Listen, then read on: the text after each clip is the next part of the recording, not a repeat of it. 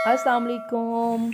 आज मैं आपके लिए इतनी आसान और मज़े की रेसिपी लाई हूँ कि मेहमान आए हैं, आपके पास टाइम नहीं है, आप मिनटों में उन्हें बना के ये खुश कर सकते हैं। चिकन बोनलेस लिया था, इस तरह से स्ट्रिप में काट लिया मैंने उसे, ठीक है।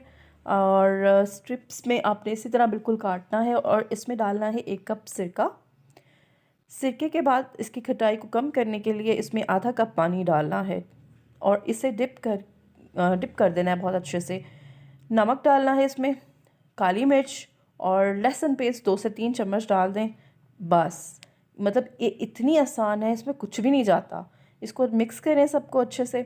और अगर पहली दफ़ा मेरे चैनल पर आए हैं तो इसको सब्सक्राइब करते हुए जाइएगा। कुछ घंटे से रखा है, 3 से 4 घंटे ठीक है, आप रख सकते हैं। इसके बाद ऐसे स्ट्रिप्स लगाकर आप डिश में, ट्रे में इसे फ्रीज़र में भी फ्रीज़ कर सकते हैं और इंस्टेंट भी बना सकते हैं। अच्छा, अब इसे बनाना कैसे है। 3 से 4 चम्मच मैंने बेसन लिया है।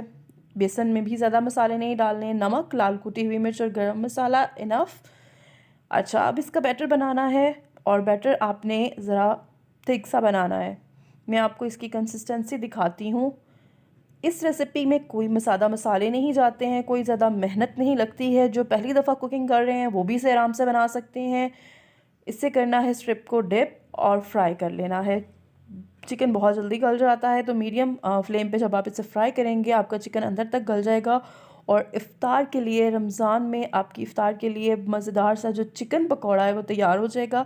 आप इसे फ्रीज़र में भी फ्रीज़ करके रख सकते हैं और जब चाहें निकालें और बेसन में डिप करके इसे फ्राई करें। इतना मज़ेदार ये चिकन पकौड़ा बनता है। इससे आसान रेसिपी मेरा नहीं ख्याल कि आपने कहीं देखी होगी। तो ज़रूर इस रमज़ान में ये ट्राई कीजिएगा और मुझे ज़रूर बताइएगा आपको मेरी ये रेसिपी कैसी लगी। और अगर अच्छी लगी है तो लाइक करते हुए जाइएगा। मिलते हैं अगली वीडियो में। अल्लाह हाफ़िज़।